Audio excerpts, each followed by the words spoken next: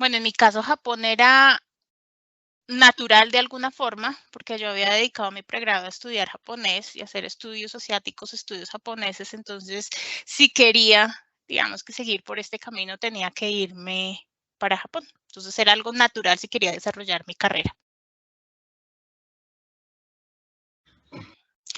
Bueno, es muy difícil, pero yo pensaría que practicar té, sado, o como le dicen popularmente, ceremonia del té, fue a lo mejor la práctica más constante que realicé durante el tiempo que estuve en Japón y la que me dejó muchísimo aprendizaje que he venido capitalizando a mi regreso, poder hablar de estética japonesa y de elementos de la cultura que a lo mejor no aprendía desde los libros ni desde las clases pues en la universidad. Entonces, sado, la práctica de té. Bueno, en aquella época era un poco diferente a como es hoy en día. No había tanta información en línea, entonces quienes estábamos interesados en becas internacionales teníamos que ir físicamente al edificio del ICETEX en unas épocas específicas del año e informarnos a través de carteleras que ellos ponían en las ventanas de pues el edificio exterior.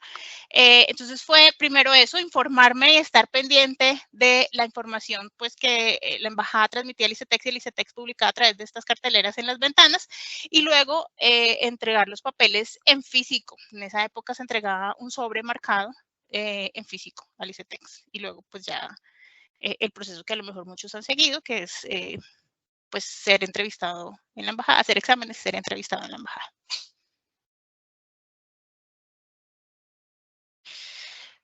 Bueno, realmente en mi época, nuevamente porque la información era muy poca, hay varias cosas que me hubiera gustado saber sobre el estilo de vida en Japón, sobre el, sí, el día a día, implementos de aseo que no se encuentran fácilmente en Japón y que en el uso de los colombianos son muy corrientes.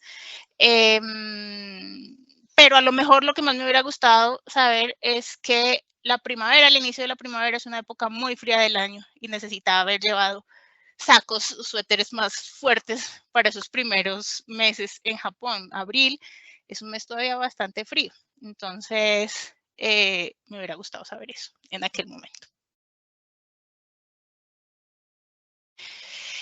Este tipo de preguntas son muy difíciles para mí porque sigo en contacto con Japón, digamos que Japón permanece en mi vida y ahí son muchísimos, efectivamente son muchos los recuerdos que tengo de Japón.